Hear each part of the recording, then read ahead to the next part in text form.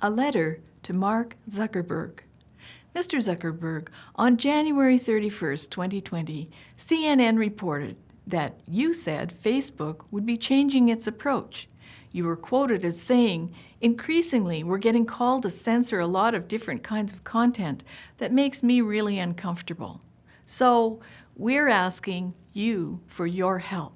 We're running an event on April 6, 2020, which is called Freedom of Speech, No Climate Emergency. And ironically, Facebook is blocking us from advertising this event. Censoring a free speech event is rather an oxymoron and contrary to what you publicly promised in the January 31st, 2020 CNN report.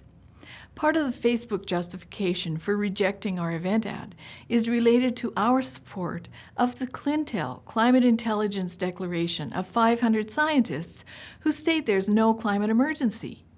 Facebook relies on commentary from climate feedback as justification for claiming that the Clintel Declaration is false.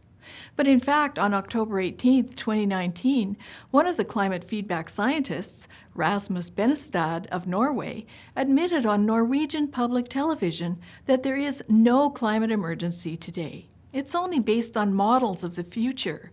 And he was speaking with Morten Jodal, one of the Clintel signatories. So we've done a detailed critique of the climate feedback assessment of the Clintel Declaration. And we find the climate feedback assessment to have very low scientific credibility. And it's quite ironic that you advocate for no censorship on Facebook, but Facebook censors us on an ad for an event promoting freedom of speech. And very ironic that you rely on climate feedback, a subset of the international fact-checking network of Poynter Institute, whose president, Neil Brown, also claims to advocate for freedom of speech and democracy while essentially employing a network of fact-checkers who shut down open civil debate with their flawed pronouncements. Mr. Zuckerberg, you're quoted as having said on January 31st, 2020, "If you're not out there standing for things that people care about, then it's not possible for people to feel strongly about what you're doing. We care about open civil debate on climate and energy policies.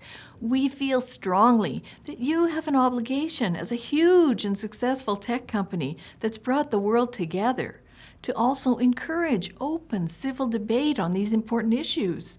Please stop the Facebook censorship of Friends of Science event advertising, and please stop censoring the now 800 Clintel scientists who state there's no climate emergency. But your Facebook organization censors the science and wisdom of 800 scientists who state there's no climate emergency. Scientists who are willing to speak out and bear the wrath of activists because they see so many children and young people suffering from fear and depression. Mr. Zuckerberg, science is about inquiry, not compliance. Freedom of speech, no climate emergency. Please stand by your stated change in policy in the face of what you deem as excessive censorship. Free up our advertising and open the public debate on climate and energy policies. Sincerely, Friends of Science Society.